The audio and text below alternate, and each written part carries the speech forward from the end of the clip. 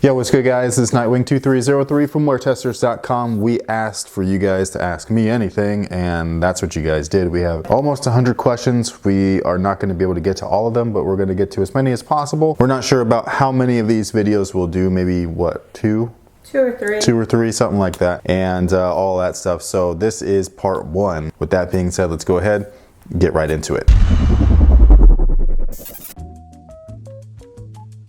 Are you happy that a lot of big names such as Embiid or Hayward are signing with other brands other than Nike and Adidas? I think that it's cool, but I don't know if it's going to do anything. The way that this whole sneaker thing works right now is that if it's not Nike, Jordan, or on clearance, nobody's buying it, and I think that that's extremely whack. I think that a lot of the people that are in the sneaker space right now, the consumers, a lot of them are just, you know, trend followers. Everybody's worried about what somebody else thinks instead of just grabbing what works for them or what they actually like. And I just think that this whole space right now is just super I mean, everybody's just a follower. There's no real trendsetters right now. And I think it's great that these guys are not signing with Nike and stuff like that, but just be aware that the only reason why they're not signing with Nike is for the simple fact that Nike's not willing to pay these guys. You know what I mean? And that's the way that Nike has been working, whereas these other brands, Under Armour, Anta, Leaning, whoever, these guys have money and they've got it to spend. The only market where this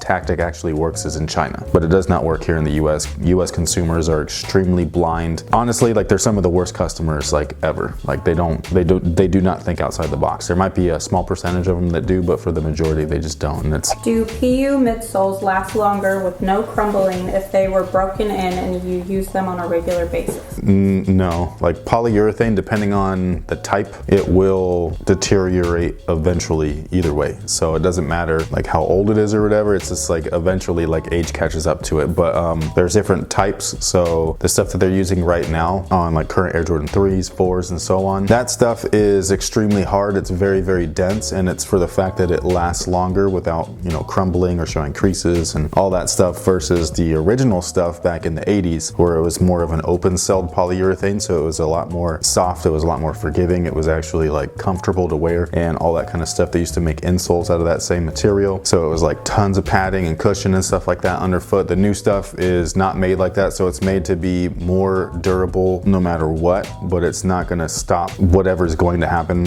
to that material once it ages. It's not going to stop it from doing that. So I thought this question was cool because you just had your Grail, the Reebok Answer. The Answer 1, yeah. Or the white and red, to be specific. It's not just the shoe, it's that colorway. Well, what Reebok or Adidas or any other model would you like to see retro, and in what colorway? Hold on, what shoe period from another brand or all of them? Any, like if you could have a shoe retro right now. But not Nike or Jordan? I think they wanted more of an off-brand because Jordans are retroed so much. So they specifically labeled Reebok and Adidas. I would have to like go through the archives. I would love to see more of the Answer line retroed in general. So like the only ones that we've gotten from the Reebok Answer line or the Reebok Iverson line has been the Question, the Answer 1, and the Answer 4. And I think those are the only three. And there's like 12 or 13 of them, something like that. There might even be more. That's a lot of answers. Yeah, so it's like, and then that's not even including the extra questions, like the Question 2, the Question 3. I would love to see a lot of them re-released, but yeah, I'd have to like really like sit down and like look through the actual catalog, because aside from the Reebok Answer line, like they have some really dope, I can't even remember the shoe's name, but Nick Van Exel wore it when he was on the Lakers, and it was this like, they had a white and blue one, and it was a DMX air cushion transfer system underneath the foot, but it was like white and sparkly blue. Like if you know what I'm talking about, you know what I'm talking about. And like these shoes were just dope, dude. They were like a cheaper version of the Answer, but it's still like a Jumpman shoe at that time. Like it had all the tech, but a lower price because there was no name attached to it. And that shoe would be awesome. I just can't remember what its name was, but Nick Van Exel wore the hell out of that thing. He used to break ankles in those, man. That dude was a beast. Well, so you covered Reebok, so what about Adidas? That's the thing, Adidas doesn't have like a great catalog. So like the stuff that I want to see from them is not really from a long time ago. It's more from like semi-recent, which is what I think they're planning to do already. With the Boost and stuff? Not with the Boost stuff, but like with the Rose models. I would love to play in the D-Rose 1 or 1.5 or whatever, and so they're planning to bring those things back, which I think is great. I think I played in every other Rose other than the 1 though. I wouldn't mind seeing some of the T-Max return, although they have returned, they just done it in like super limited quantities and only really overseas. This is what I'm saying like earlier, is that like it's great that these guys sign with other brands, but the shoes don't sell here. And so like these brands know this, and so they're not releasing them here. So like the few of us that are fans of this stuff, we're like, dude, what the hell? But it's because the majority, like they just don't, you know what I'm saying? Like the majority of sneakerheads are only into what's trending, which is super lame. So it's just not the way that it used to be. We gotta be the change. I don't think that we can be the change. There's too much brainwashing and manipulation going on with marketing and YouTube and all that stuff. Like all of these sneaker YouTube channels, they're just feeding you that these brands are paying you. These sneaker channels are pretty much the same, like within the same thought process of the trend following consumer, which is they're trying just to be cool. By you all trying to be cool, to me, y'all look hella lame. Like I just don't like it. Supreme, Off-White, it's all garbage, dude. Like it's all garbage, and there's so many 13-year-old kids that beast over that shit.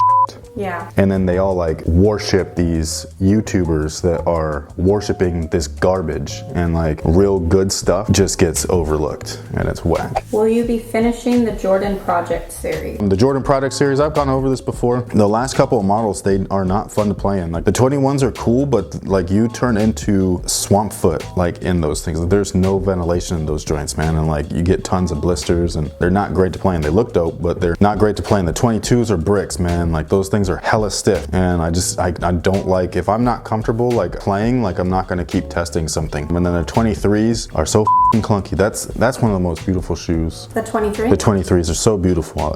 I think that they're great looking, but that TPU thing that like wraps around the whole midsole, I swear to God, it's one of the hardest things I've ever tried to run in. Like if you're running up and down a court, like they will hear you coming. Worse like, than the NASA shoes? Way worse than the NASA shoes, yeah, because like the NASA's was like a weird like potted like right? Yeah. This is like a clunk clunk, like you sound like you're Frankenstein coming through. No sneak attacks? Nothing at all, man. And like it's weird because that shoe has full length Zoom Air and it still feels hella clunky because of the construction of the build. Those shoes have good aspects to them, like they all have really good traction, they all have great materials, but overall playability, they're stiff as shit, dude. I just don't like hooping in them. If I'm not comfortable playing and testing in something, I'm not gonna keep doing it. I like to play basketball more than I like to test sneakers. What's your first performance basketball shoe, and what do you remember of them? Well, I mean, like my first like name brand shoe was the Nike Sonic Flight from like 1992, something like that.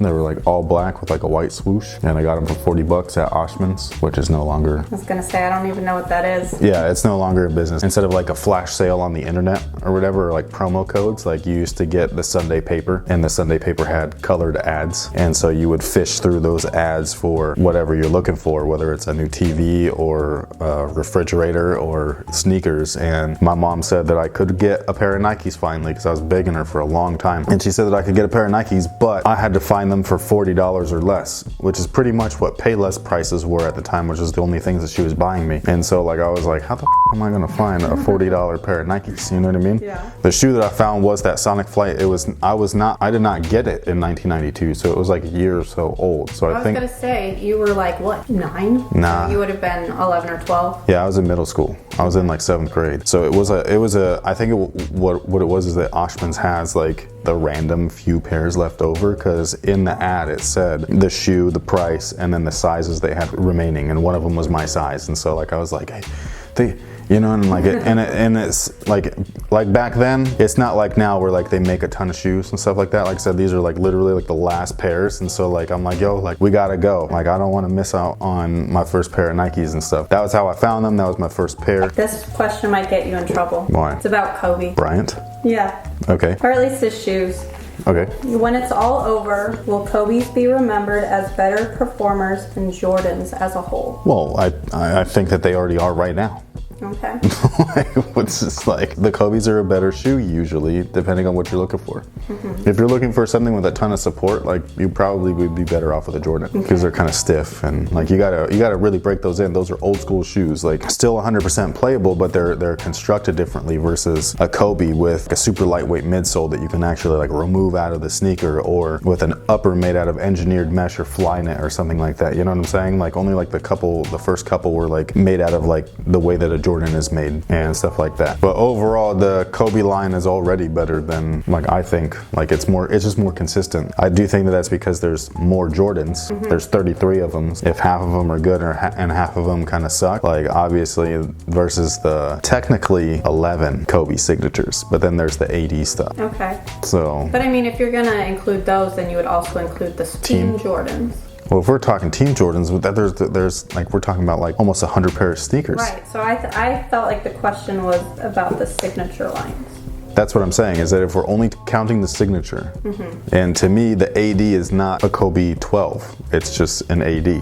Okay. You know, so like, if we're talking Kobe's 1 through 11, overall, I mean, we can count on one hand the Kobe's. The Kobe 7, that's the worst one. The Kobe 10, and then the traction of the 11. That's about it. Everything else is good. And they're consistent too, like, you know what you're getting every year. Versus like the Jordan 1, no cushion. Jordan 2, they're good, but like, you know, it's old. The Jordan 3, hell nah. The Jordan 4, The Jordan 5, The Jordan 6, maybe. The Jordan 7, you're getting there. The Jordan 8, they're cool, but they're boot-like. The Jordan 9, The Jordan 10, hell yeah. Through 13 and 14, yeah. The Jordan 15s, So basically, the Kobe's are like 75% versus Jordans is like a 50%. Maybe. Maybe? There's 33 Air Jordans.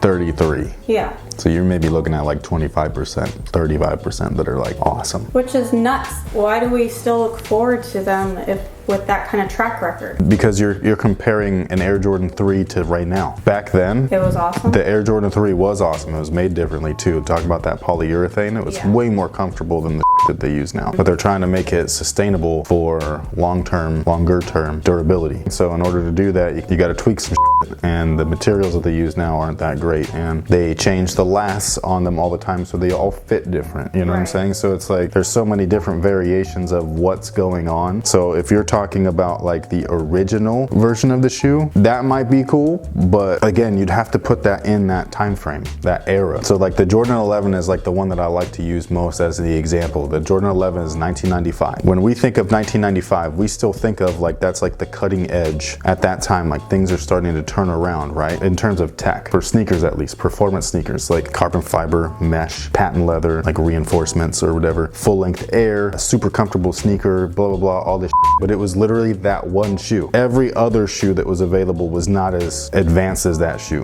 That shoe is still today's tech. That shoe is legit today's tech. That was the first one of today's kind. That ballistic nylon upper. Like, we're just now finding uppers made out of full-on knit and woven. But they did that back in 1995. The full-length Air thing. That's something that I think is funny, is that a lot of people are like, oh, Jordans are outdated. I'm like, dude, I don't know if you know this, but Zoom Air and Air cushion are still used right now in all of Nike's products. And if they're not in Nike's products, the product doesn't have cushion. How are you gonna tell me that it's outdated? It's old tech, it's not outdated. It's old tech and it works.